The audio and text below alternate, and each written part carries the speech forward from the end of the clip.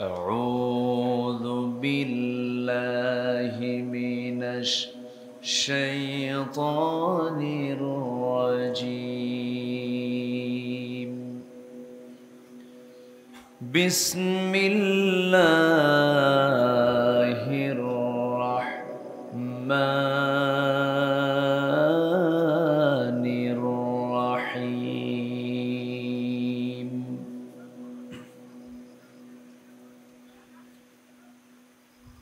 إن الذين يكتمون ما أنزلنا من البينات والهدى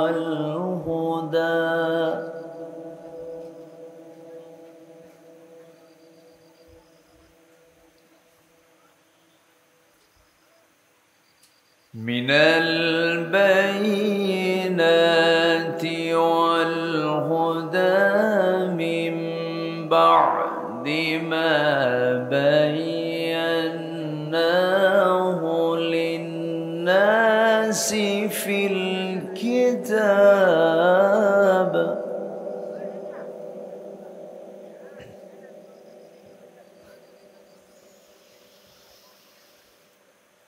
أولئك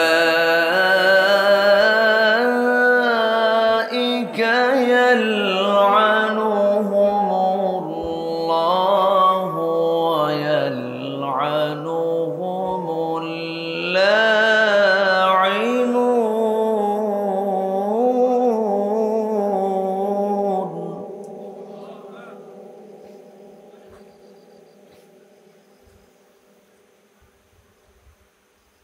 إلا الذين تابوا وأصلحوا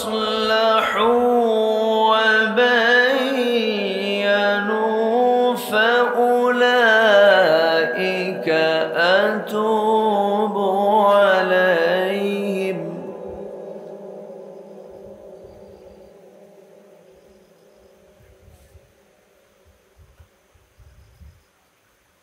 فأولئك أتوب عليهم وأنا التواب الرحيم.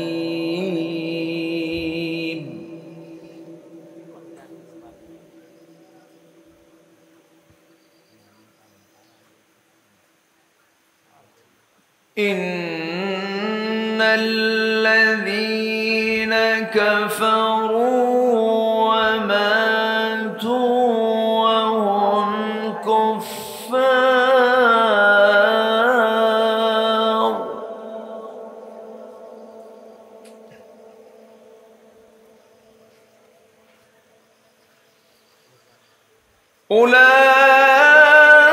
أولئك عليهم لعنة الله والملائكة والناس أجمعين.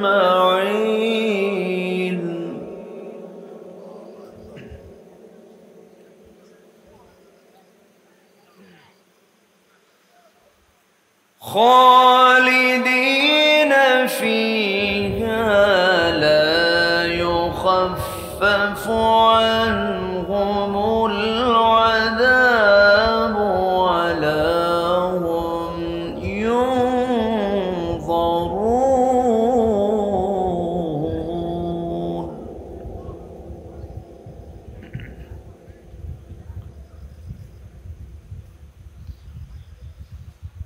الله أكبر. بسم الله الرحمن الرحيم.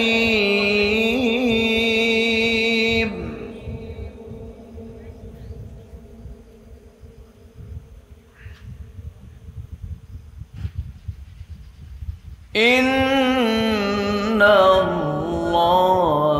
وملائكته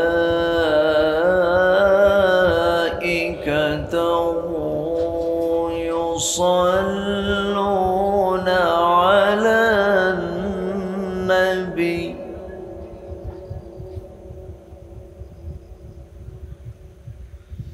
يا أيها الذين آمنوا صلوا عليه وسلموا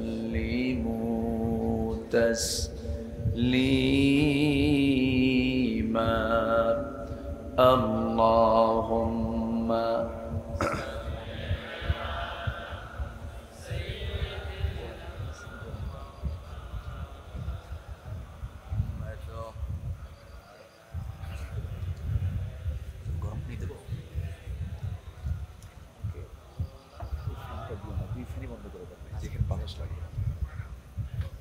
একটু মোহাব্বত দিয়ে নবীর প্রেমে মাতোয়ারা হয়ে জবান খুলে আওয়াজ দিয়ে সবাই বলুন আল্লাহুম্মা সাল্লি আলা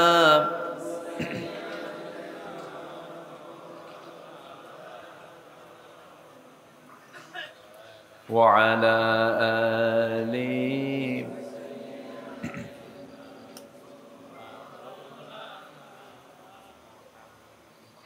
আমি কোরআনের সুর মাঝে শুনেছি যে নাম, আজানের সুর মাঝেও শুনেছি সে নাম। ও নাম শুনেছি আমি আমার হৃদয়, হে রাসূল নবীজি তোমায়, হে রাসূল নবীজি তোমায়। আল্লাহুম্মা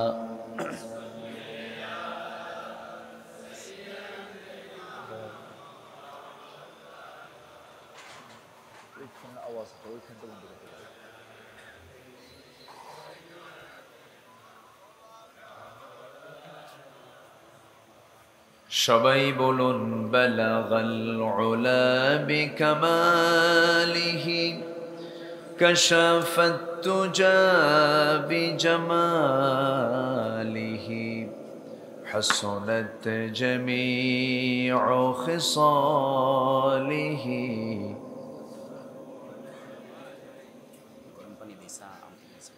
সূরত ইউসুফ বিদারি حکمت لقمان امام قاری قرآن باری یہ ہے دل سادمان ما بلغ العلا بکماله کشف التجا بجماله حسنت جميع خصاله।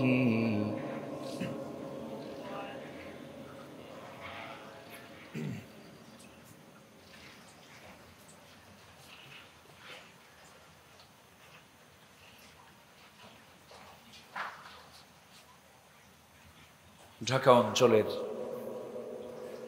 মুন্সিগঞ্জ জেলার সিরাজদি খান উপজেলার তালিমুল উম্মাহ ইসলামী একাডেমি মাহফিল ইন্তেজামী কমিটি কর্তৃক আয়োজিত বার্ষিক তাফসীরুল কোরআন মাহফিল 2024 মহৎ আয়োজনের সম্মানিত সুযোগ্য সভাপতি বালুচর ইউপির মাননীয় চেয়ারম্যান জনাব আওলাদ হোসেন, বরেণ্য অতিথি বিশেষ করে আমার পূর্বে যিনি কথা বলেছেন প্রথিতযশা আলেমে দ্বীন, গবেষক, আমার অত্যন্ত কাছের, আমার অত্যন্ত প্রিয় মানুষ, আন্তর্জাতিক খ্যাতি সম্পন্ন মুফাসসিরে কোরআন মাওলানা শেখ জামাল উদ্দিন হাফিজাহুল্লাহ, উপস্থিত হযরত উলামায়ে কেরাম, ফদলায়ে ইজম, সুশীল সমাজ, জাতির শ্রেষ্ঠ সন্তান, শিক্ষক মণ্ডলী, আজকের মাহফিলের প্রধান আকর্ষণ, যাদেরকে নিয়ে আজকের এই সাজানো গোছানো এমন একটা আয়োজন, উপস্থিত আমার প্রাণ প্রিয় দ্বীনি ভাইরা, আড়ালে বসে আছেন শ্রদ্ধেয়া সম্মানিতা মা বোনেরা। আলোচনার প্রথমেই আনুষ্ঠানিকতার মধ্য দিয়ে আমার পক্ষ থেকে আবারও দিল খোলা সালাম, আসসালামু আলাইকুম ওয়া রাহমাতুল্লাহি ওয়া বারাকাতুহু। সবাই কেমন আছেন? আমাকেও প্রশ্ন করে ফেলেছেন। আল্লাহ তাআলা আমাকে আপনার মতোই আপনার কাতারেই রেখেছেন, বলছি আলহামদুলিল্লাহ। মহান রব্বুল আলামিনের অশেষ শুকর, যে মহান আল্লাহ সুবহানাহু ওয়া তাআলা আমাকে আপনাকে এমন সুন্দর সময়ে, সুন্দর আয়োজনে, বরকতময় রহমতময় মুহূর্তে,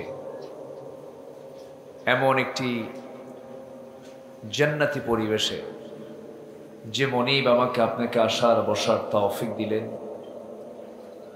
সেই মহান জাল্লা শানুহুর দরবারে আমরা সবাই লাখ কোটি সাজুদ শুকর আদায় করি, মুহাব্বাতান জোড়ালো কণ্ঠে বলে উঠছি আলহামদুলিল্লাহ। আবারও বলছি আলহামদুলিল্লাহ। চিৎকার মেরে বলছি আল্লাহুম্মা ইন্নী আসআলুকা আল হুদা ওয়াত তুকা ওয়াল আফাফা ওয়াল গিনা। সবাই বলি আল্লাহুম্মা আইন্নি আলা যিকরিকা ওয়া শুকরিকা ওয়া হুসনি ইবাদাতিকা। আমরা আল্লাহ তাআলার শুকর আদায় করে নিলাম। কি যায় ও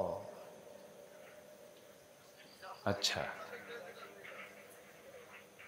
মানে আমার আওয়াজের চাইতে মনে হচ্ছে যেন ট্রাকের আওয়াজটাই বেশি, খুব বিব্রত মনে হচ্ছে। এরকম কি চলতি থাকবে নাকি? থেমে যাবে না? আচ্ছা, সম্মানিত হাজিরিন, আমার আগে যিনি কথা বলেছেন তার আলোচনার পরে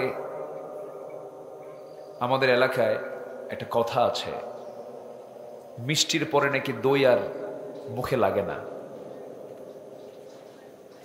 অনেক সুন্দর চমকপ্রদ তিনি কথা বলেছেন, তিনি আলোচনা, সুন্দর আলোচনা তিনি করে থাকেন। আমি ওনার আলোচনার একজন ফলোয়ার, আমি শুনি। তথ্য নির্ভর, আদিল্লা নির্ভর, হৃদয়গ্রাহী এবং অত্যন্ত প্রাঞ্জল ভাষায়, মিষ্ট ভাষায় তার কথাগুলো সহজেই মানুষের হৃদয়ে গেঁথে যায়। আল্লাহ, তুমি আমার প্রিয় ভাই জামাল উদ্দিন ভাইয়ের জেহেন এবং জবানকে তুমি আল্লাহ দ্বীনের জন্য কবুল করে নাও। জোরে বলি আল্লাহুম্মা আমিন। সম্মানিত হাজিরিন, আমি আলোচনার সূচনায় আনুষ্ঠানিকতার মধ্য দিয়ে আমার অভ্যাস অনুযায়ী শুরুতেই তেলাওয়াত দিয়ে শুরু করেছি। তেলাওয়াতকৃত আয়াতটি হলো সূরাতুল বাকারা থেকে শুরু করেছি, মাঝামাঝি 159, 60, 61 এবং 62 এই কয়েকটা আয়াতে কারীম আমি তেলাওয়াত করেছি। আয়াতগুলোকে সামনে রেখে আমি কিছু কথা বলতে চাচ্ছি। ওমা তৌফিকি ইল্লা বিল্লাহ আলাইহি তাওয়াক্কালতু ওয়া ইলাইহি উনীব। সেই মহান রবের প্রতি পূর্ণ ভরসা রেখে আসুন আমরা মূল আলোচনার দিকে চলে যাই। সম্মানিত হাজিরিন, এখানে আমরা যতজন ভাই বসে আছি, এক একজন যদি আমরা নিজেই বড় দায়িত্বশীল মনে করি, এক একজন যদি আমরা মনে করি আমি একজন একাই বাংলাদেশ, একটা বিপ্লব ঘটানো সম্ভব। আলহামদুলিল্লাহ, মাহফিলের সংখ্যা কোনো বিষয় নয়, জনসংখ্যা কোনো বিষয় নয়, তার প্রমাণ হচ্ছেন সাইয়্যিদিনা নূহ আলাইহিস সালাতু ওয়াস সালাম, ইন্নী দাআউতু কওমি লাইলান ওয়া নাহারা।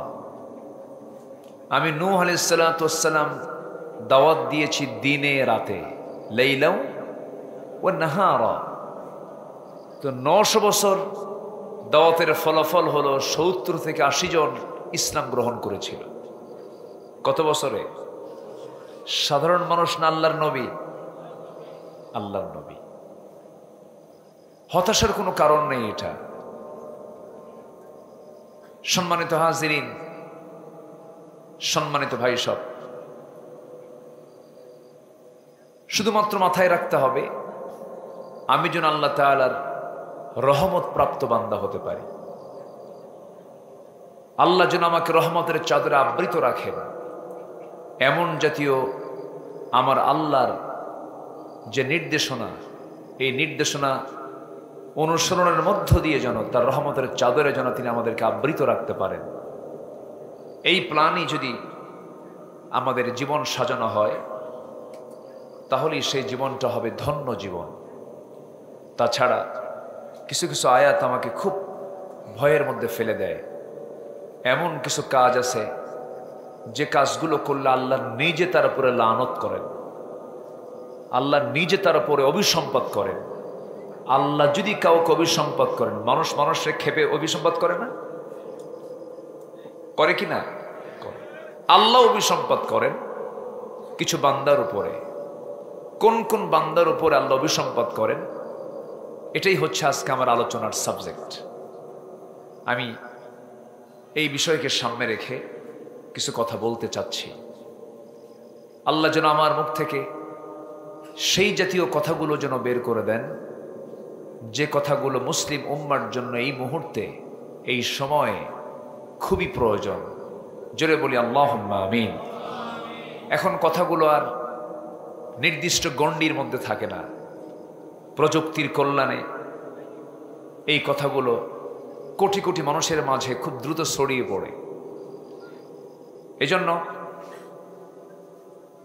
বিশেষ করে আমাদের সবচেয়ে বড় টার্গেট থাকতে হবে, পৃথিবীর কেউ খুশি না হোক, আমাকে খুশি করতে হবে একজনকেই, যিনি আমার সুদিন দুর্দিন ইহকাল পরকাল প্রত্যেকটি জায়গায় যিনি আমার বন্ধু। তিনি কে? আসতে বলবেন না, তিনি কে? আল্লাহ তাআলা। সে আল্লাহ তাআলার সন্তুষ্টির জন্য আমাদেরকে সবার আগে আল্লাহর সঙ্গে সম্পর্কটাকে গভীর করার জন্য তার দেওয়া রিসালা, তার দেওয়া চিঠি, তার নাজিল করা কিতাব, এই কিতাবের সঙ্গে আমাদের সম্পর্ক রাখা দরকার। কম না বেশি? কম না বেশি? বেশি সম্পর্ক রাখতে হবে। সম্মানিত বন্ধুগণ, সম্মানিত ভাই সব, এটা এমন একটি কিতাবের নাম যে কিতাবটা বান্দার জীবনের সকল প্রশ্নের জবাব দিতে প্রস্তুত। জোরে বলে সুবহানাল্লাহ। এমন কোন সাবজেক্ট নাই যে সাবজেক্টে কোরআনের ভিতরে জবাব খুঁজে পাওয়া যাবে না। এমন কোন প্রশ্ন নাই যার জবাব কোরআনে নাই। আল্লাহু আকবার বলে। তবে সবচাইতে বেশি জবাব আছে হলো আমার আল্লাহর পরিচয়, আমার আল্লাহকে চেনার জন্য সবচাইতে বেশি কথা খুঁজে পাওয়া যায় এই কালামের মধ্যে। গোটা 30 পারার 3 ভাগের 1 ভাগ আছে হলো আমার আল্লাহকে নিয়ে কথা। জোরে বলে সুবহানাল্লাহ। তাওহীদের উপরে, কিসের উপরে? তাওহীদের উপরে। যেমন আল্লাহ রাব্বুল আলামিন তিনি যে আমার রব, তিনি যে গোটা জগৎ সৃষ্টি করেছেন। কোরআনকে আপনি প্রশ্ন করুন, এই সমগ্র জগতের সৃষ্টিকর্তাকে। আল্লাহ রাব্বুল আলামিন সুন্দর করে বলছেন, আল্লাহু খালিকু কুল্লি শাইইন ওয়া হুয়া আলা কুল্লি শাইইন ওয়াকিল। গোটা পৃথিবীর যা কিছু আছে সব সৃষ্টি করেছেন তিনি আমার কে? আল্লাহ তাআলা। আমার কথা কি বিরক্ত হচ্ছেন আপনারা? অসুবিধা নাই তো?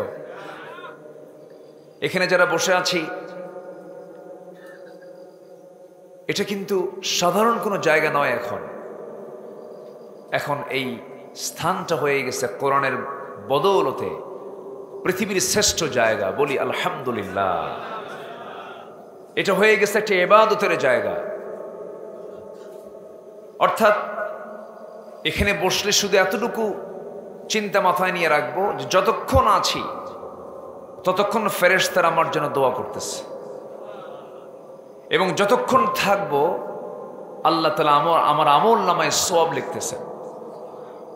তাহলে এমন বরকতময় জায়গা থেকে বিনা কারণে চলে যাওয়া আমার আপনার জন্য লাভ না লস?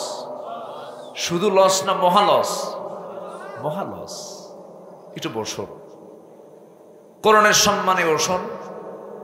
একটু আমাকে কথা বলার সুযোগ দিলে পরে আমি খুবই খুশি হব। আবার সাথে খুশি হবেন তিনি কে? আল্লাহ তাআলা। একটু বসুন। সম্মানিত ভাইয়েরা, নাম্বার 2, এই পৃথিবীর সব সৃষ্টি করেছেন আল্লাহ তাআলা। আমাকে আল্লাহ তাআলা কেন সৃষ্টি করেছেন? এমন জবাব কোরআনে আছে না নাই? আছে। খুব কমন একটা আয়াত, আমাদের ঠোঁটের আয়াত, আমাদের মুখের আয়াত। অনেকেই পারি আমরা। আমার সঙ্গে ঠোঁট মিলিয়ে বলুন, ওয়ামা খালাকতুল জিন্না ওয়াল ইনসা ইল্লা লিয়াবুদুন। সূরা জারিয়াত আয়াত নাম্বার 56। আল্লাহ রাব্বুল আলামিন আমাকে, মানুষকে এবং জিন জাতিকে সৃষ্টি করেছেন। তাদের দায়িত্ব একটাই, সেটা হচ্ছে তারা কারো গোলামি করবে না, ইবাদত করবে একমাত্র কার ইবাদত করবে? আল্লাহ। এবার কোরআনকে একটু প্রশ্ন করি, কোরআন তুমি বলে দাও তো, এই যে জীবন, এই যে মৃত্যু, কেন সৃষ্টি করেছেন আল্লাহ তাআলা? কি জন্য দিয়েছেন এটা? আল্লাহ রাব্বুল আলামিন বলেন, হুয়াল্লাযী খালাকাল মাউতা ওয়াল হায়াতা লিয়াবলুয়াকুম আইয়ুকুম আহসানু আমালান ওয়া হুয়াল আজিজুল গফুর। জোরে বলুন আল্লাহু আকবার। সূরাতুল মুলক আয়াত নাম্বার 2। আল্লাহ রাব্বুল আলামিন বলেন, তিনি সেই মহান সত্তা যিনি মৃত্যু এবং জীবন সৃষ্টি করেছেন, যেন তিনি বুঝে নিতে পারেন তোমাদের মধ্যে কোন কোন বান্দাগুলো নেক আমল করে দুনিয়া থেকে বিদায় হতে পারে। ভালো কাজের জন্য আল্লাহ তাআলা আমাদেরকে দুনিয়াতে পাঠিয়েছেন। নাম্বার 4 হলো, ঠিক আছে কোরআন তুমি এখন বলে দাও তো, তোমার এই কালাম কোন শ্রেণীর বান্দারা শুনতে চায়, কোন শ্রেণীর বান্দারা শুনবে, মানবে তোমার কালাম, তুমি বলে দাও। কোরআন সুন্দর করে জবাব দিচ্ছে। সূরাতুল আ'লা আয়াত নাম্বার 10, সায়াযাক্কারু মান ইয়াখশা ওয়া ইয়াতাজান্নাবুহাল আশকাল্লাযী ইয়াসলান নারাল কুবরা। জোরে বলুন আল্লাহু আকবার। কোরআন এই কিতাবের জিকির সেই বান্দাই করতে পারে যে বান্দা ভয় করে কাকে? আসতে বলবেন না, কাকে? আল্লাহকে ভয় করে। তারাই তো কোরআনটাকে সুন্দর করে স্মরণ করে কোরআনটাকে পড়ে, কোরআনের জিকিরটা করে। কোরআনের আরেকটা নাম কিন্তু জিকির, ইন হুয়া ইল্লা যিকরুল লিল আলামিন। আমার বন্ধুগণ, এখন কোরআনকে প্রশ্ন করুন, কোরআন বলে দাও তো আল্লাহকে ভয় করলে পরে তার প্রতিদানটা কি?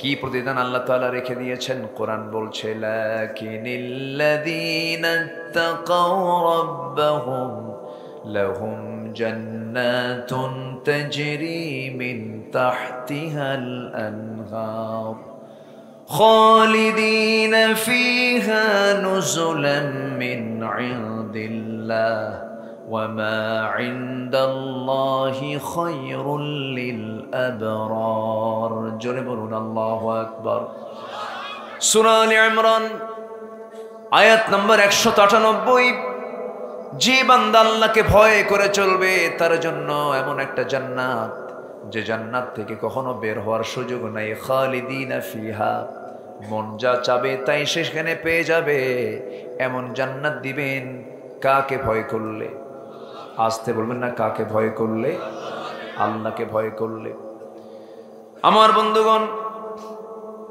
নাম্বার 6 হলো এরকম করে সারা জীবনের যত প্রশ্ন আপনি করবেন মোটামুটি 5টা প্রশ্ন করলাম কোরআনকে সুন্দর করে কোরআন জবাব দিয়ে দিল সারা জীবনের যত গচ্ছিত প্রশ্নগুলো আপনি করে রাখবেন যত প্রশ্ন আপনি জমা করেন না কেন সমস্ত প্রশ্নের জবাব কোরআন দিতে প্রস্তুত আপনার প্রশ্নগুলো ফুরে যাবে কিন্তু জবাব কখনো ফুরাবে না জোরে বলি আল্লাহু আকবার শুধু সায়েন্সের উপরে ফিজিক্স কেমিস্ট্রির উপরে কোরআনে কারীমের মধ্যে রয়েছে প্রায় 350 থেকে 400 আয়াত জোরে বলি আল্লাহু আকবার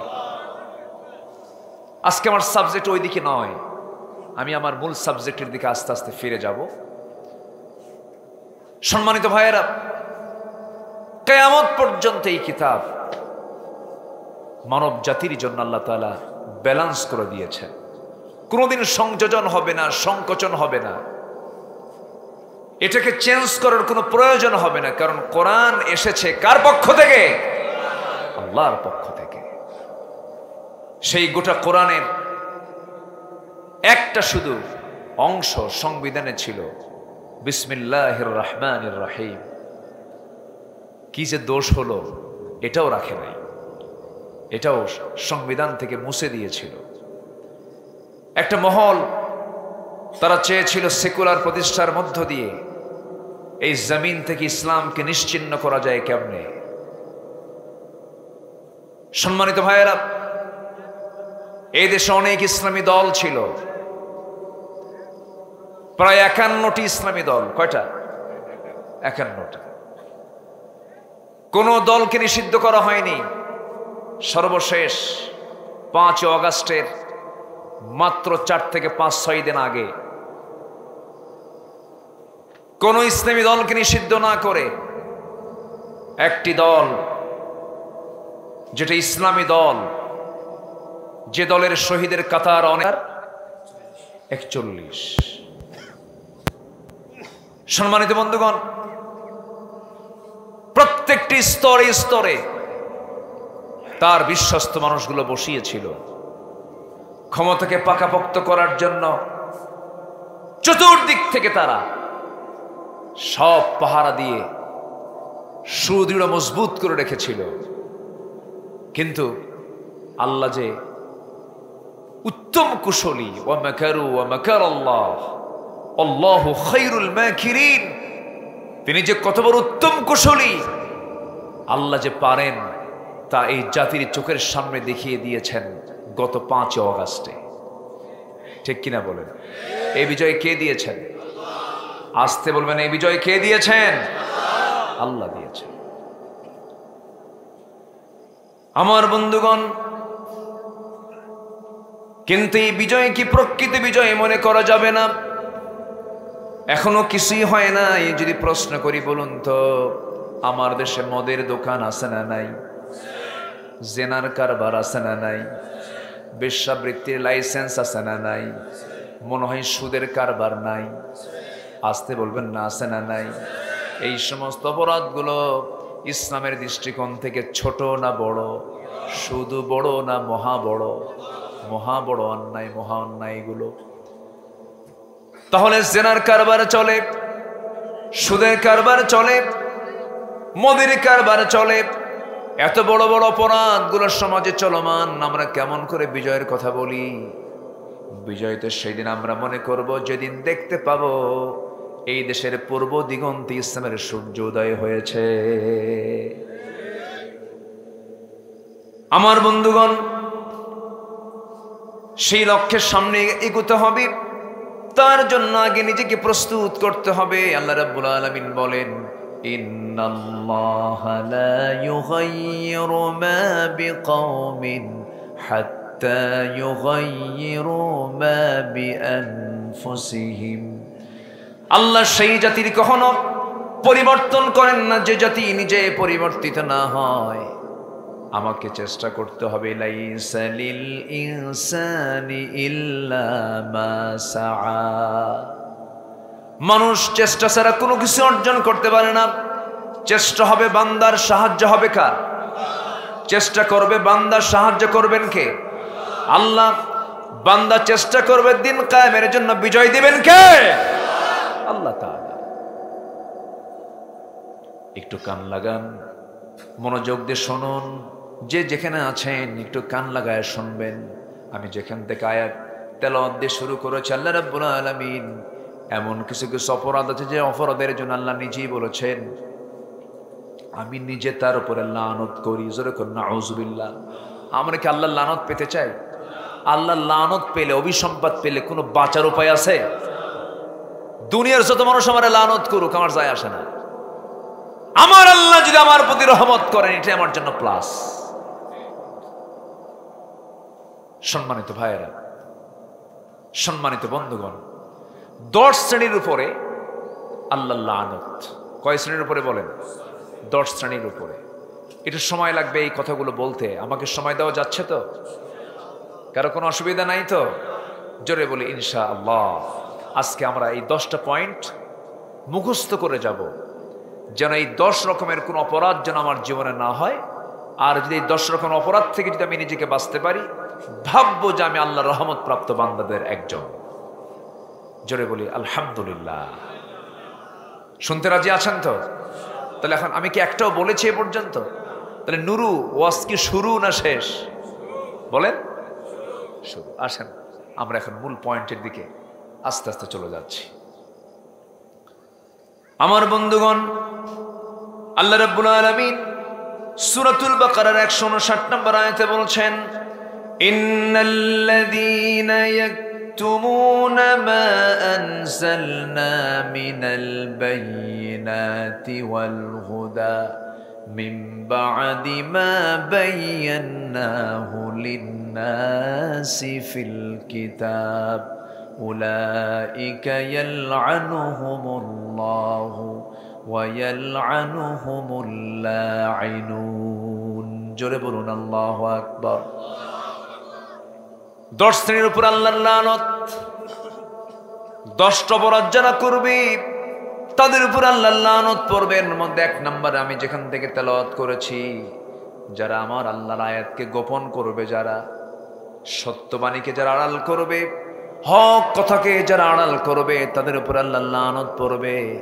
হক কথা আড়াল করার মতো কিছু হুজুর আমার দেশে ছিল কি ছিল না? এখন অবশ্য হক কথা বললে তো সমস্যা নাই, এখন বলবে। বিগত 16 বছর আমার এই মাহফিল অঙ্গনে, 25 থেকে 26 বছর, এর 16 বছর কেটেছে আমার বিপরীত স্রোতে। এই দীর্ঘ 16 বছর তারা যে জুলুম, নির্যাতন, যে নিষ্পেষণ চালিয়েছিল, তাদের প্রভাব বিস্তার করার জন্য মসজিদ, মাদ্রাসা এমন মাহফিলের এই প্ল্যাটফর্ম পর্যন্ত, এই স্টেজ পর্যন্ত তারা দখল করে রেখেছিল। মাহফিল কমিটির ভাইরা ছিল থানার কাছে বড় আসামি। কেন? তোরা মাহফিল কেন করিস? মাহফিল করাটা ছিল অপরাধ। আমরা যখন মঞ্চে আসতাম, আগেই বলে দেওয়া থাকতো, হুজুর এমন ওয়াজ করবেন, ওয়াজ হবে 2 জগতের, একটা আকাশ আর একটা কবর। দুনিয়ার কোনো ওয়াজ চলবে না, দুনিয়া আমরা দেখে নেব। দুনিয়া দেখবে ওরা, আর আমাদের দায়িত্ব দিয়েছিল হলো আকাশ নিয়া আর কবর নিয়া। যারা এই দুনিয়ার হক কথাগুলো দুনিয়াবাসীকে জানাতে চেয়েছিল, তন্মধ্যে একজন হলেন সাইয়্যিদুল মুফাসসির এই দেশের সমস্ত আলেমদের, সমস্ত ওয়াইজদের, সমস্ত দায়ীদের যিনি একটা মডেল, কিংবদন্তি, মুজাদ্দিদ, আল্লামা সাইয়্যিদি রাহিমাহুল্লাহ। এই দাওয়াতি কাজকে বন্ধ করার জন্য, স্তব্ধ করে দেওয়ার জন্য সর্বপ্রথম তারা তাকে টার্গেট করেছিল। গ্রেফতার করা হলো 2010 সালের 30 জুন। ওই 2010 সালের এক বছর আগে 2009 সালে আল্লাহ পাক আমাকে জীবনের প্রথম আল্লাহ পাক আমাকে হজের সফরে নিয়েছিলেন। আমার ছিল 2009 সাল হজের প্রথম সফর। আল্লামা সাইয়্যিদ রাহিমাহুল্লাহর সেই বছরটা ছিল তার শেষ সফর। উনি হজে গেলেন, সেই সময় ট্রাইব্যুনাল গঠন হচ্ছিল, ষড়যন্ত্রের সমস্ত জাল তারা বিস্তার করার জন্য বিভিন্ন পন্থা অবলম্বন করছিল।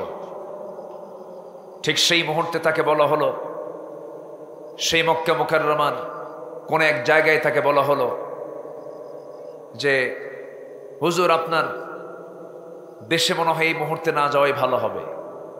কেন? ট্রাইব্যুনাল গঠন হচ্ছে, মামলা হবে, হয়তো আপনাকে কারাবরণ করা লাগতে পারে, ফাঁসির রায়ও দিতে পারে। উনি জবাবে বললেন, আমার দেশ, আমার মাটি, আমার মা, আমার ছেলে মেয়ে, আমার আত্মীয় স্বজন পড়ে থাকবে এক জায়গায়, আমি থাকবো আরেক জায়গায়। আমি যে দল করি, আমার দলের কর্মীরা জেল খাটবে, আমি বিদেশে থেকে আরামে জীবন যাপন করব, এমন চরিত্র সাইয়্যিদির নয়। উনি দেশে ফিরে এসেছেন, 13 বছর কারাবরণ করেছেন এবং তার সারা জীবনের তার কামনা ছিল শহীদি মউত। শেষে ঘৃণ্য ষড়যন্ত্রের মধ্য দিয়ে বিষ প্রয়োগ করে জেলখানায় নিয়ে তাকে শহীদ করা হলো। এখান থেকে প্রতীয়মান হয়, এখান থেকে প্রমাণিত হয়, আলেমরা পালায় না, পালাইছে কে? হাসিনা।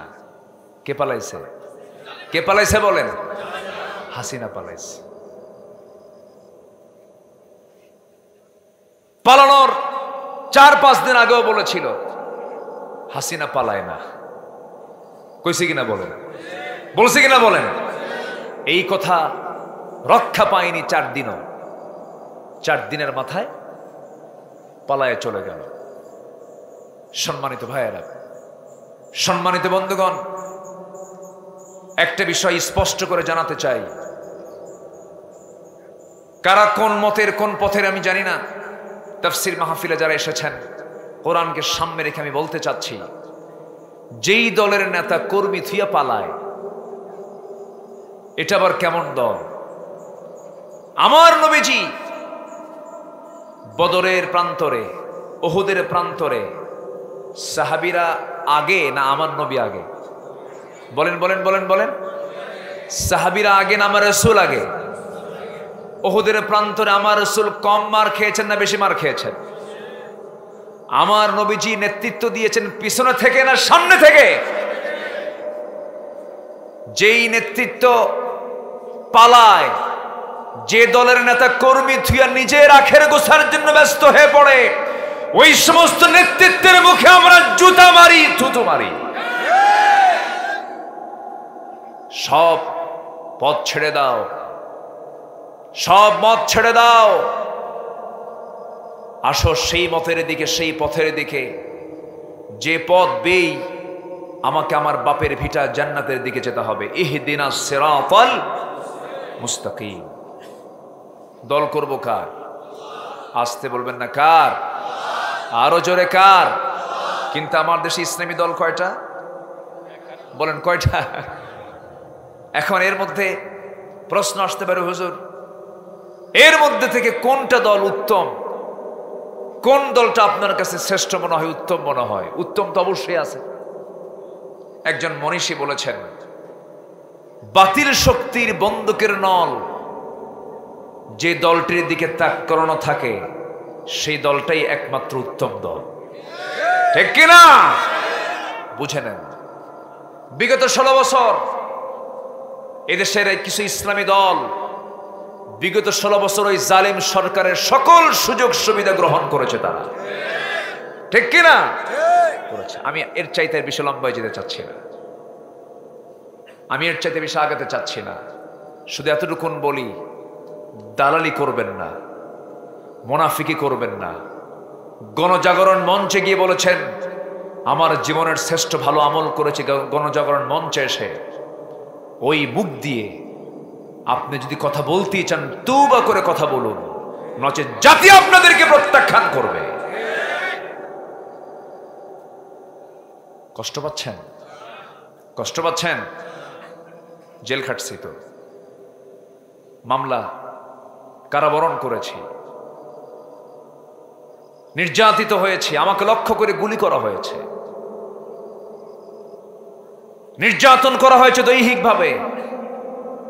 সারা রাত ডিবির পুলিশরা সারা রাত ধরে আমাকে এখানে সেখানে ঘুরিয়ে নিয়েছে, জুলুম করেছে, হত্যার হুমকি দিয়েছে, মেন্টালি প্রেসার দিয়েছে। 2018 সালে নির্বাচনের আগ দিয়ে সাদা পোশাকধারী, এটা তো একটা মানে চরম ভয়ঙ্কর একটা বিষয় ছিল। ওই সময় ধরে নিয়ে চলে গেল, পরে থানায় জমা দিয়া একটা মামলা দেখায়া জেলখানায় ঢুকায় দিল। ঢুকলাম জেলখানায়, ঢোকা মাত্রই ভিতরে দেখি এক বুড়ো চাচা, বয়স প্রায় 86 বছর। আমার দেখে দারুণ খুশি, সালাম দিয়ে বলে, হুজুর খুব খুশি হয়েছে আপনি এখানে আসাতে। কত আমি ঢুকলাম জেলখানায়, মুরব্বী খুব খুশি হয়েছে। তো বললাম, চাচা আমি জেলখানায় ঢুকলাম, আপনি খুশি হলেন কেন? কে বাবাজি, ওয়াজ শুনি অনেক দূর থেকে, কাছে দেখতে পাই না, এখন জেলখানায় ঢোকার বদলে তো অন্তত কাছে কাছে বৈশা থেকে ওয়াজ শুনতে পারবো। খুব খুশি হয়েছে। ঢুকলাম, চাচাকে বললাম, চাচা আপনার মামলা কি? বলে বিস্ফোরক মামলা। তো বললাম, চাচা আপনি কি বোঝেন এই মামলাটিকে? বাবা আমি নাম শুধু শুনছি, কিন্তু এই জিনিসটা কি, এটা খায় না কি করে, মানে এতটুকুও জানা নাই তার, যে বিস্ফোরক শব্দটার ব্যাখ্যাটাও তারা জানা নাই। অথচ ওই মামলার তিনি একজন আসামি, 86 বছর বয়স। সম্মানিত ভাইয়েরা, থানায় মামলা হয়েছে, আসামি নাই। আসামির কোটা পূরণ করতে গিয়া কোটা পূরণ হচ্ছে না, রাস্তার ফকিরকে ধরে এনে কোটা পূরণ করছে। রাস্তার ফকিরও কি আসামি। সম্মানিত ভাইয়েরা, যুগে যুগে যারা এই সীমা লঙ্ঘন করেছে সরাসরি পতন ঘটিয়ে দিয়েছেন তিনি আমার কে? আসতে বলবেন না, তিনি আমার কে? কুফর দিয়ে শাসন থাকতে পারে, কিন্তু জুলুম দিয়ে শাসন কখনো টিকসই হতে পারে না। একটু কান লাগান, আমরা কথাগুলো একটু শুনি। তাহলে আল্লাহর লানত কার উপরে? 1 নম্বর, যারা আল্লাহর সত্য বাণীকে যারা গোপন করেছে। ওমান ইন্নাল্লাযীনা ইয়াকতুমুনা মা আনজালনা মিনাল বায়িনাত, সুস্পষ্ট বাণী যারা আড়াল করেছে, হক কথাকে যারা আড়াল করে। ওমান আযলামু মিম্মান কাতামা শাহাদা, সবচেয়ে বড় জালিম তার মতো আর কে হতে পারে যে সত্যকে যারা আড়াল করে। সম্মানিত ভাইয়েরা, আল্লামা সাইদি জেল হলো, ফাঁসির রায় হলো, আলেমরা কেন দোয়া করেছেন?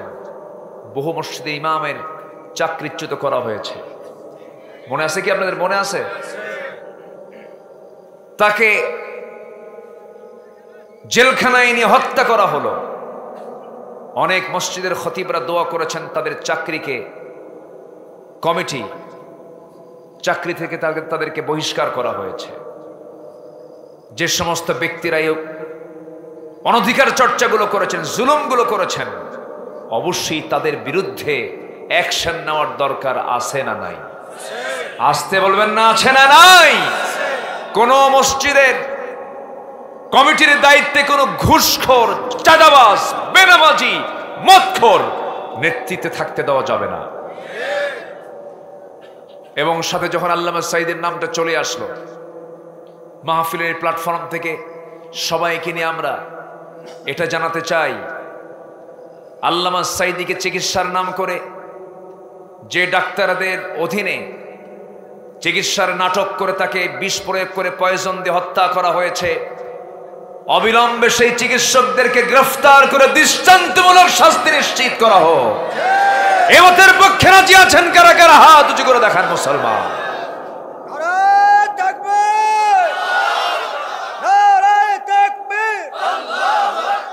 আল কোরআনের আলো,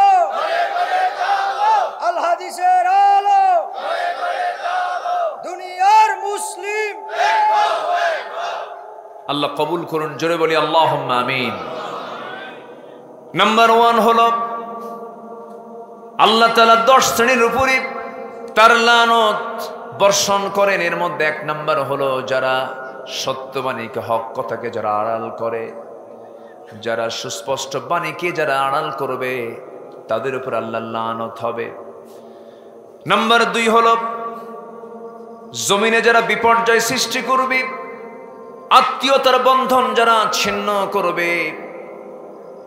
সূরা মুহাম্মাদের 22 এবং 23 নম্বর আয়াত আল্লাহ রাব্বুল আলামিন বলেন, ফাহাল আসাইতুম ইন তাওয়াল্লাইতুম আন তুফসিদু ফিল আরদি ওয়া তুকাত্তিউ আরহামাকুম উলাইকা আল্লাযীনা লা'আনাহুমুল্লাহু ফাআসাম্মাহুম ওয়া আ'মা আবসারহুম।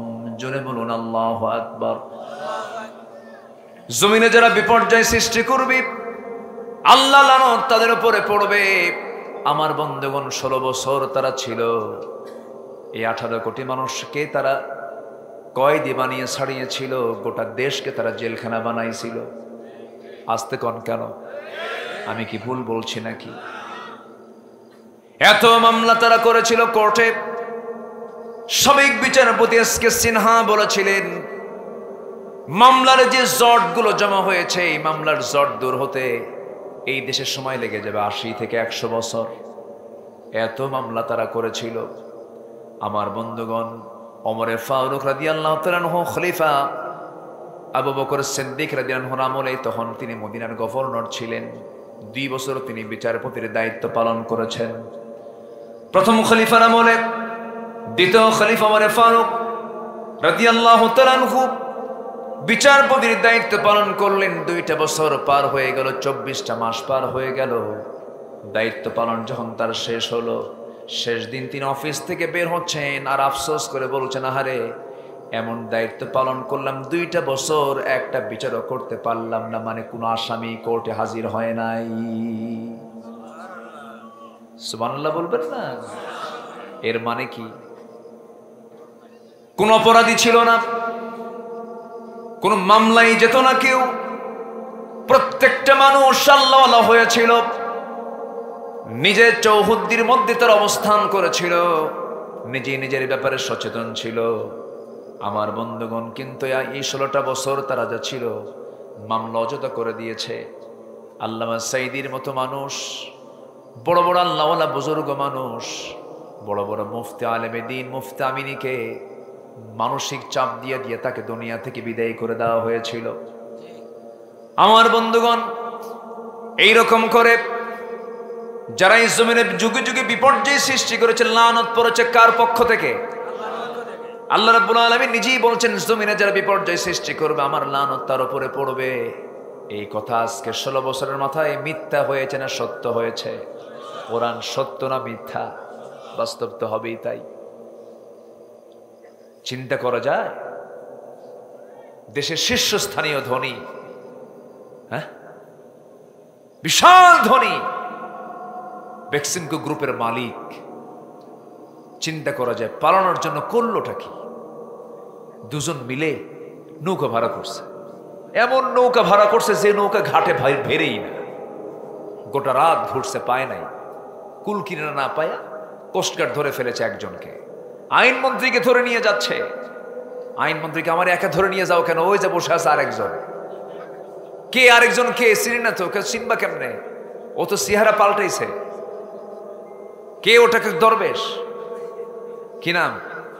দরবেশ। দরবেশের মুখে দাড়ি নাই, সেই দিন দাড়ি কেটে ফেলছে, মাথার চুল কালো বানায়, নিজের সুবিধায় দাড়ি রাখে, দাড়ি কাটে, তারই হলো ধর্মের ব্যবসায়ী। যারা নিজের প্রয়োজনে দাড়ি কাটে, দাড়ি রাখে, একই মাথায় পট্টি বাঁধে, আবার কপালে তিলক লাগায়, তাই ধর্মের ব্যবসায়ী, চ্যাম্পিয়ন। সম্মানিত ভাইয়েরা, সম্মানিত বন্ধুগণ, তাহলে কোন জমিনে ফাসাদ সৃষ্টি করা যাবে? জমিনে ফাসাদ সৃষ্টি করা যাবে? জমিনটা কার? জমিনটা কার? এই জমিনে ফাসাদ সৃষ্টি করে আল্লাহ কি সহ্য করেন? 16 বছর তারা ক্ষমতায় ছিল। ফেরাউনের হায়াত ছিল হলো 1600 বছর। কত বছর?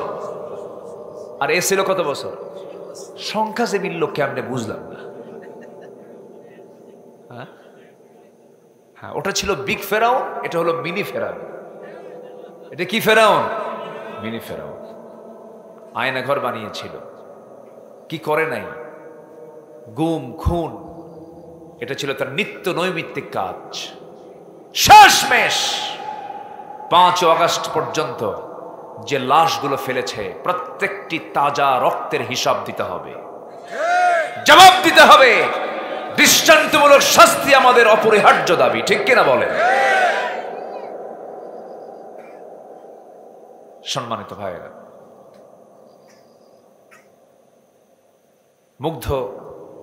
মুগ্ধতা ছড়িয়ে দুনিয়া থেকে বিদায় নিয়েছে। একটা তাজা প্রাণ ঝরে গেছে। শুধু বলে পানি লাগবে ভাই, পানি লাগবে। ছটফট করে দুনিয়া থেকে বিদায় নিল মুগ্ধ।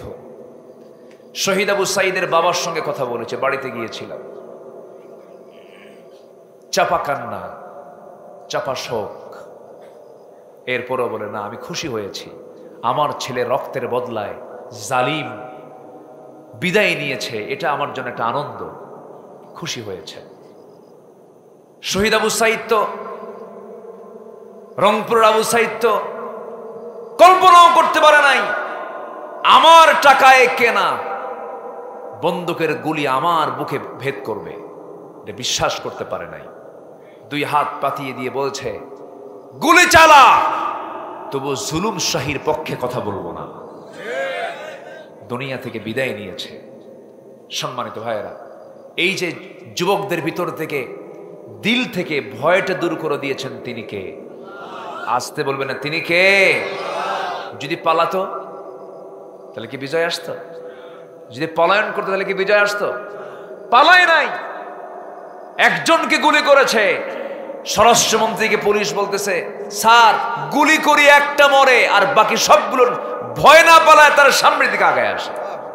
আল্লাহু আকবার বলে। এই সাহস কে দিয়েছে? আল্লাহ দিয়েছে। যদি পালায় যেত সেদিন যুবকরা, ছাত্ররা, আল্লাহ রাব্বুল আলামিন বলেন, ইল্লা তানফিরু ইউআযিবকুম আযাবান আলীমান ওয়া ইস্তাবদিল কওমান গায়রাকুম ওয়া লা তাদুররুহু শাইআ। জোরে বলুন আল্লাহু আকবার।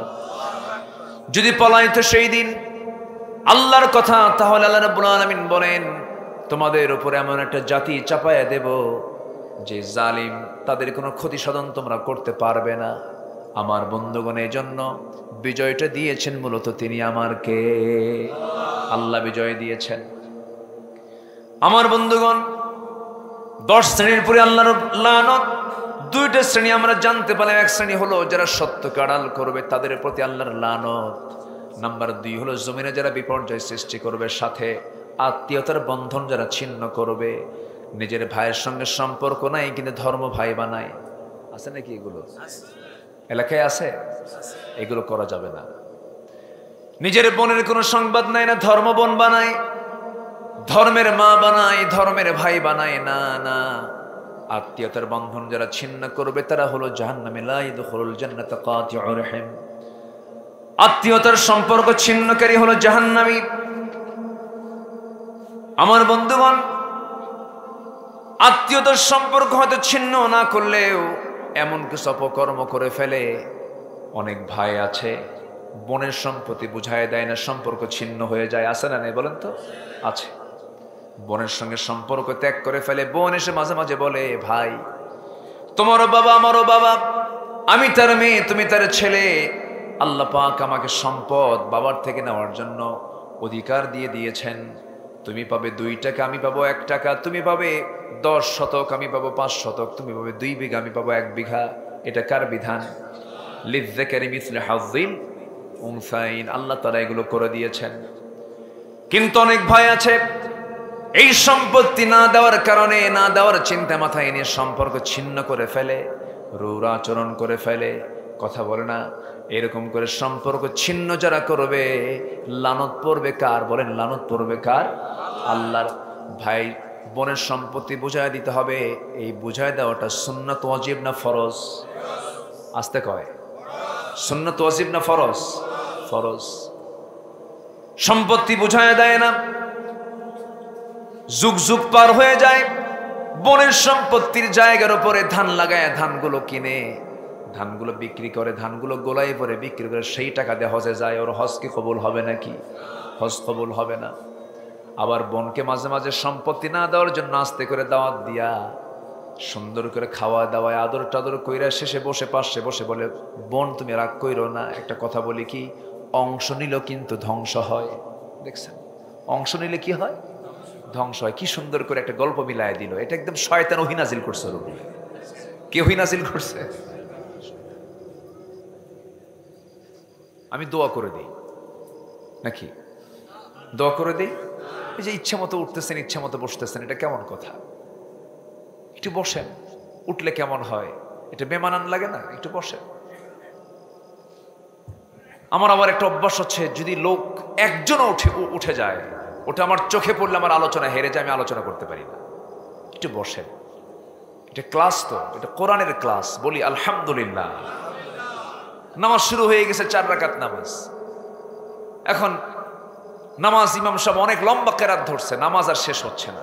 2 রাকাত পড়ার পরে যদি কোনো মুসল্লি ভাবে থাক আর পড়বো না, নামাজ চলে গেলাম, হবে? এটা হলো? বলেন তো। যে কোনো জিনিসের মানে শেষটা ভালো করে দেখা উচিত, শেষটা দেখা উচিত। বসি, আমরা একটু বসি। আমি আর বলবো না এই বিষয়, একটু বসে। সম্মানিত ভাইয়েরা, তাহলে হককে যারা গোপন করবে, নাম্বার 2 হলো জমিনে যারা বিপর্যয় সৃষ্টি করবে। নাম্বার 3, যারা সীমা লঙ্ঘন করবে তাদের উপর আল্লাহ লানত। এটা কে বলেছেন? আসতে বলবেন না, কে বলেছেন? আল্লাহ পাক বলছেন। দেখেন আল্লাহ তার ভাষায় কি বলছেন। বনি ইসরাঈলদের ব্যাপারে আল্লাহ তার এই আয়াত নাজিল করেছেন। আল্লাহ রাব্বুল আলামিন বলেন, লুইনাল্লাযীনা কাফারু মিন বনি ইসরাঈল আলা লিসানি দাউদ ওয়া ঈসা ইবনে মারইয়াম যালিকা বিমা আসাউ ওয়া কানু ইয়াতাদুন। জোরে বলুন আল্লাহু আকবার। সূরাতুল মায়েদা ভার্স নাম্বার 78।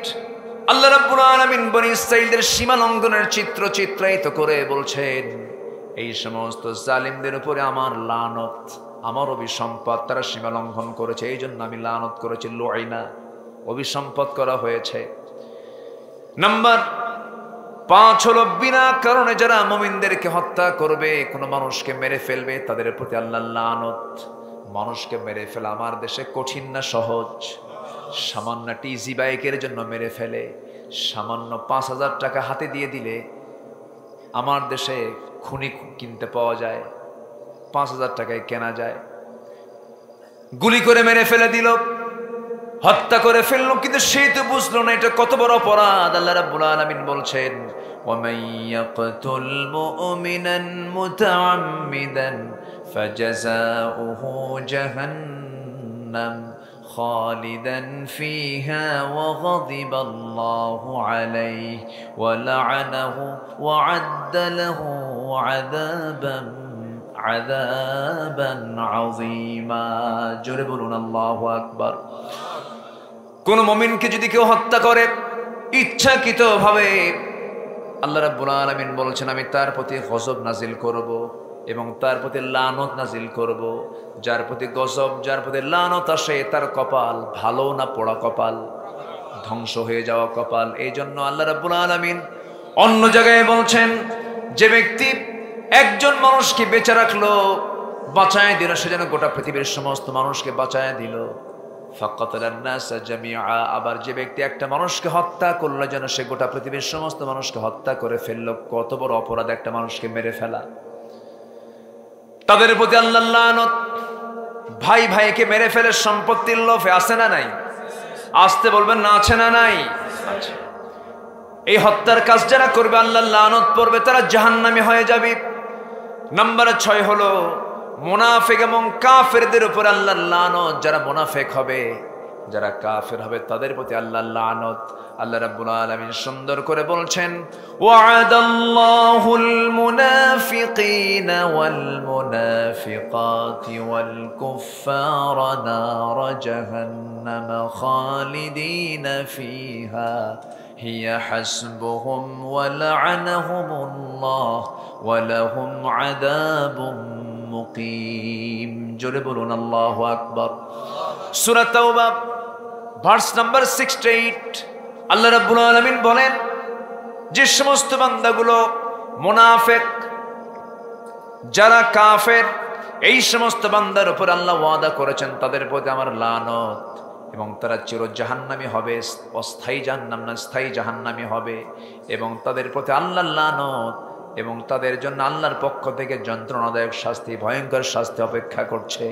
এখন মুনাফিক, কাফের তো কাফেরই, মুনাফিক বুঝি আমাদের দেশে নাই? মুন্সিগঞ্জে একদম নাই। আছে মুনাফিক, আছে আছে। আবার এখানে কালামানিক কই গেল, ওর বাড়ি এদিকে নাকি? তাই কাম সারছে। সিলেটবাসীকে ধন্যবাদ, সিলেটবাসীকে ধন্যবাদ। বিসি আউট করে দিছে, একদম সরাই দিছে। বদমাইশ। আমার বন্ধুগণ, তবে মুনাফিক কিন্তু চরম ভয়ঙ্কর একটা, এমন একটা কীট, এটা এমন একজন জঘন্য ব্যক্তির পরিচয় মুনাফিক। মুনাফিককে আল্লাহ রাব্বুল আলামিন জাহান্নাম তো দিবেন, জাহান্নামের উপরে না নিচে? শুধু নিচে না, সবার নিচে। জাহান্নাম উদ্বোধন হবে কাদের দিয়া বলেন? মুনাফিককে দিয়া। মুনাফিককে চেনার জন্য আল্লাহ রাব্বুল আলামিন কমপ্লিট একটা সূরা নাযিল করেছেন, সূরা মুনাফিকুন। মুনাফিকুন পড়ো, নিজের জীবনের সঙ্গে মিলায় নাও, দেখো তো তোমার মধ্যে কোনো মুনাফিক আছে কিনা। সূরা মুমিনুন পড়ো, মুমিনুন পড়ি, দেখো তো তোমার মধ্যে মুমিনুন সূরার মধ্যে যে গুণগুলো আছে সেই গুণগুলো তোমার মধ্যে আছে কিনা, একটু খুঁজে বের করে নাও। হুজুর শুধু ওয়াজ শুনলে হবে না, বাড়িতে গিয়ে সূরা মুনাফিকুন পড়ার দরকার আছে না নাই? মুমিনুন পড়ার দরকার আছে না নাই? কোরআন না পড়লেও জবাব দিতে হবে কার কাছে? কোরআন না জানলেও জবাব দিতে হবে কার কাছে? প্রথম ওহিটা নামাজ, রোজা, হজ, যাকাত না পড়া?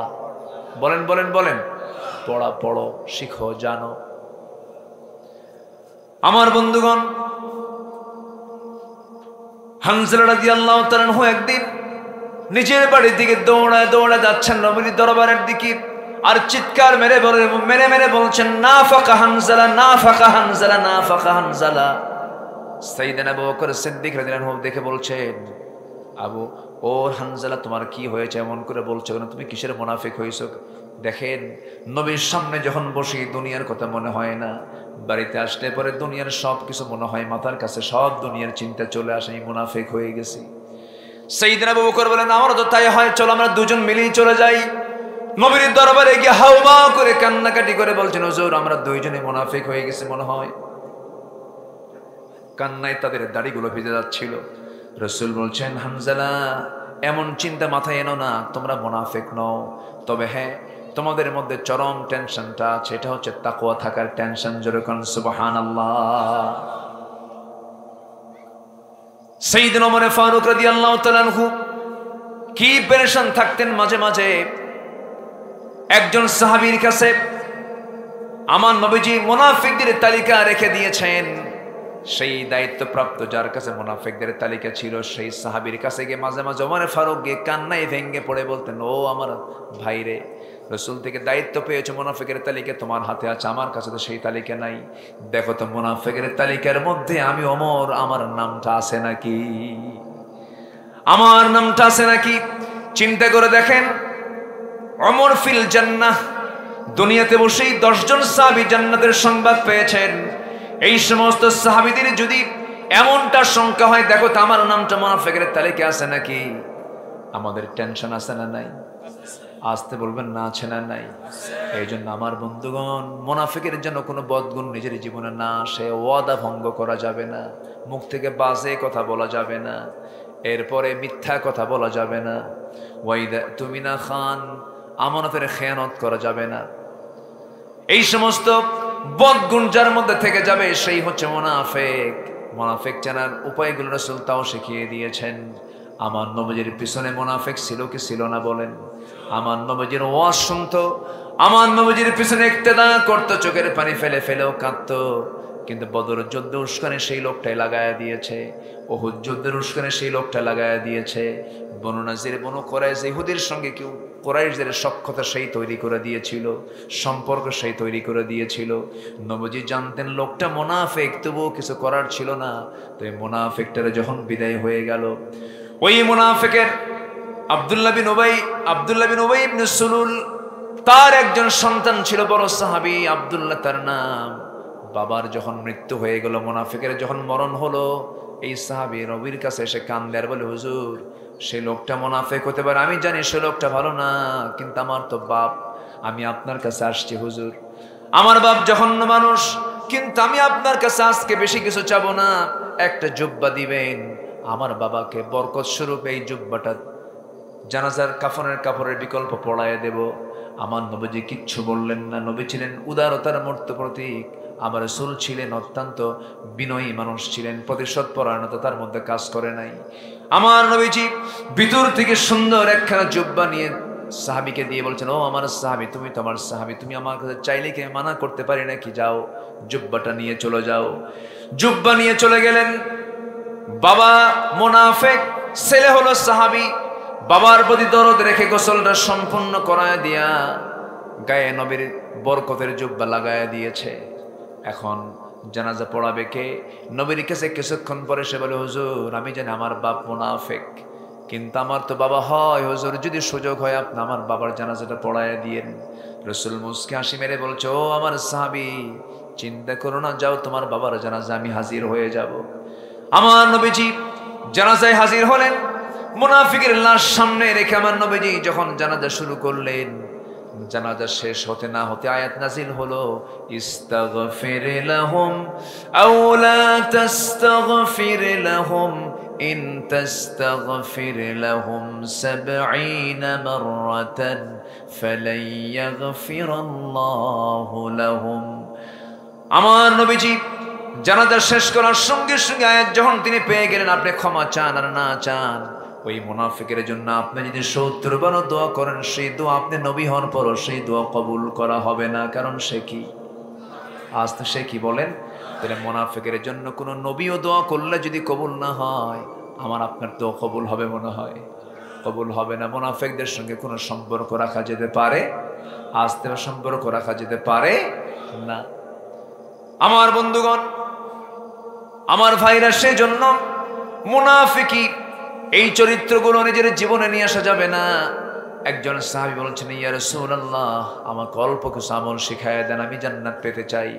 রাসূল বললেন, বেশি কিছু লাগবে না, তুমি 3টা কাজ করবা, জান্নাত পেয়ে যাবে, নাজাত পেয়ে যাবে। মান নাজাহ ইয়া রাসূলুল্লাহ? আমসিক আলাইকা লিসানাক ওয়ালিয়াসআকা বাইতাক ওয়াবিকি আলা খাতিআতিক। নিজের জিহ্বাকে কন্ট্রোল করো, জিহ্বা দিয়ে বাজে কথা বলো না, বাজে খাবার খেও না, বাজে জিনিস ড্রিঙ্কস করো না। নাম্বার 2 হলো বাড়িতে সময় দাও, বাড়িকে বড় করে নাও, পরিবারকে সময় দাও। অবিকি আলা খাতিআতিক, পাপের জন্য চোখের পানি ফেলে ফেলে কান্দো। কার কাছে? আসতে বলবেন না, কার কাছে? পাপের কথা পৃথিবীর কাউকে না বলা যায়, কাউকে না বলাই ভালো। পৃথিবীর কাউকে না বলে সমস্ত পাপের কথা মনে করে আমরা মাফ চাইবো কার কাছে? যে পাপী, আবার পাপ যে বলে বেড়ায় সে হলো বেহায়া। সে কি বলেন? বেহায়া, এটা একটা বড় অপরাধ। যদি কোনো পাপ কাজ হয়ে যায় কাউকে না বলে সোজা আল্লাহকে বলবো, আল্লাহ পানিশমেন্ট তো তুমি দিবা, তোমার কাছে আমার বোঝা শোনা হবে। আল্লাহ গো, তওবা করলাম, জীবনে অকর্ম আর করব না। যদি কোনো বান্দার তওবা যদি ইখলাসের সাথে হয়, মুখলিসিন লাহুদ্দিন, ইখলাসের সাথে যদি হয়ে যায়, আল্লাহর কসম করে বলি ওই বান্দার তওবা আল্লাহ রাব্বুল আলামিন কবুল করে নেন। জোরে বলি সুবহানাল্লাহ। আমরা চাইবো কার কাছে? এই জন্য আল্লাহ বলছেন, লানত থেকে বাঁচতে চাও নাকি? যদি বাঁচতে চাও 3টা কাজ করো। কয়টা কাজ করো বলেন? 3টা কাজ করো। সূরাতুল বাকারার 160 নম্বর আয়াত। অনেক লম্বা কথা, কষ্ট হচ্ছে মনে হয় আপনাদের। আল্লাহ রাব্বুল আলামিন বলেন 3টা কাজ করো, তুমি সব লানত দূর হয়ে যাবে। হ্যাঁ, শেষ করে দিই। শেষ দোয়া, দোয়া, আলোচনা চলুক, চলুক। হুজুর মরুক, হুজুরও বাঁচুক। এই বছর আমার মনে হয় কোনো মাহফিলে মানে শ্রোতার সংখ্যাটা আমার কাছে মনে হচ্ছে একটু কম মনে হচ্ছে। আমি অসন্তুষ্ট না। গতকালকেও না হলো 40 থেকে 50 হাজার মানুষ ছিল মাহফিলে। তো সংখ্যা কোনো বিষয় না। যারা আমরা আসছি, এক একজন যদি আবু বকরের ভূমিকা পালন করি, সিরাজ দিঘানের বিপ্লব ঘটে যাবে। আসতে কোন কেন? আমরা বিপ্লব ঘটিয়ে দেব। জোরে বলি ইনশাআল্লাহ। এক একটা আবু বকর হব, এক একটা ওমর হব, এক একটা ওসমান হব। আবু বকরের দৃঢ়চেতা, ওমরের সাহসিকতা, আলীর লড়াকু চিন্তা আর ওসমানের ধৈর্যশীলতা নিয়ে বাতিলদের মোকাবেলা করলে বিজয় দেবেন কে?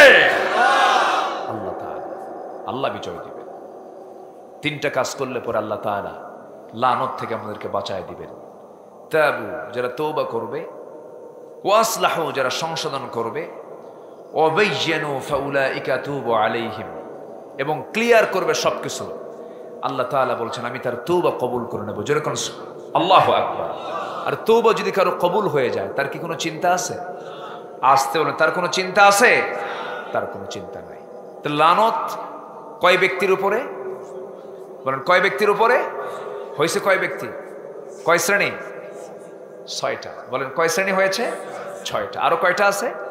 4টা। তাহলে নুরু শুরু। আরো লম্বা কথা। আমি পারি না, আমার একটু সময় লাগে। কেন জানো? আমার হয় না। কারণ তাফসীর মানে হচ্ছে শর্ট না লম্বা।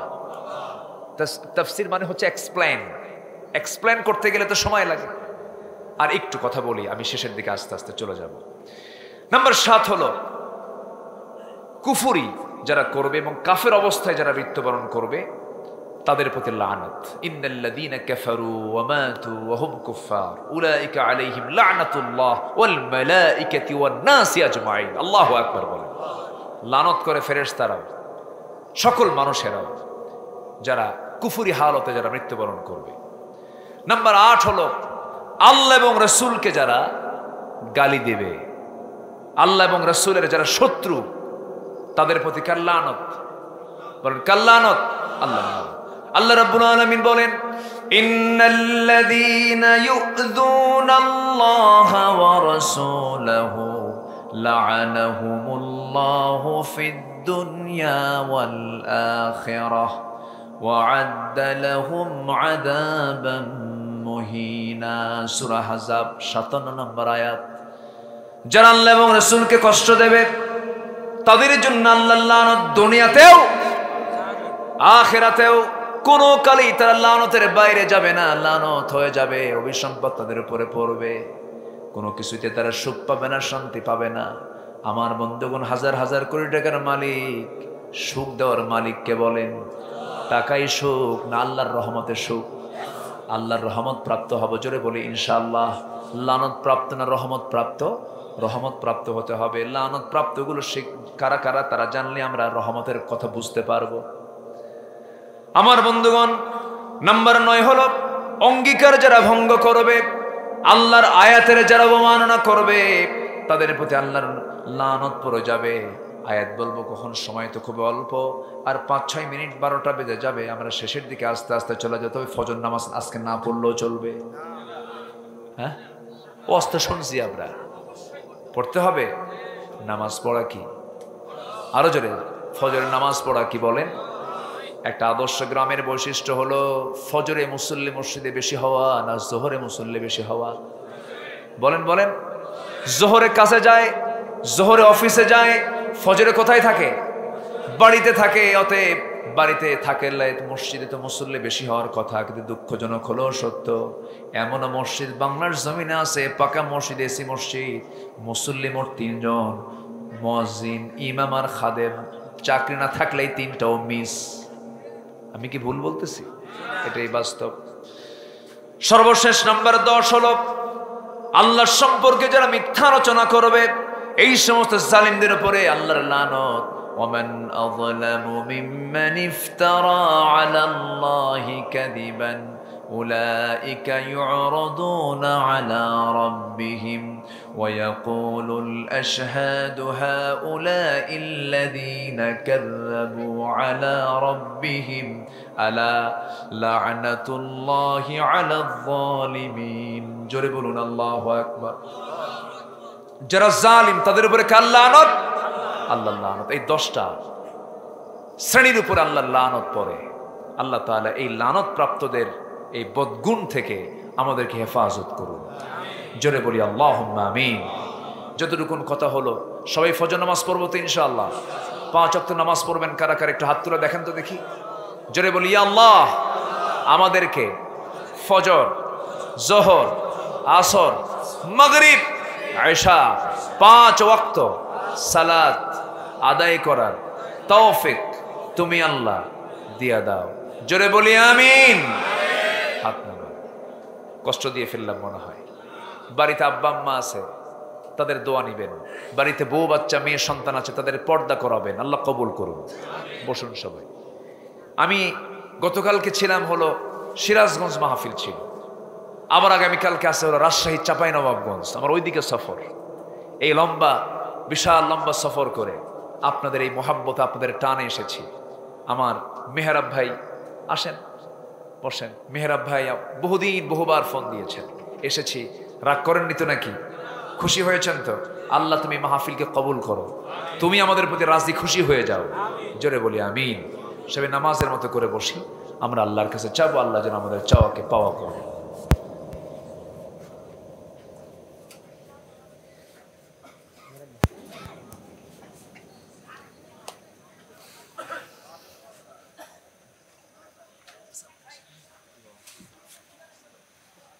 সবাই বলে সুবহানাকা আল্লাহুম্মা ওয়া বিহামদিকা আশহাদু আল্লা ইলাহা ইল্লা আনতা আস্তাগফিরুকা ওয়া আতুবু ইলাইকা। চিৎকার মেরে বলি ইয়া আল্লাহ, আমার জীবনের সগীরা কবিরা, ছোট বড় সব গুনাহ তুমি আল্লাহ মাফ করে দাও। জোরে বলুন ইয়া রাব্বাল আলামিন।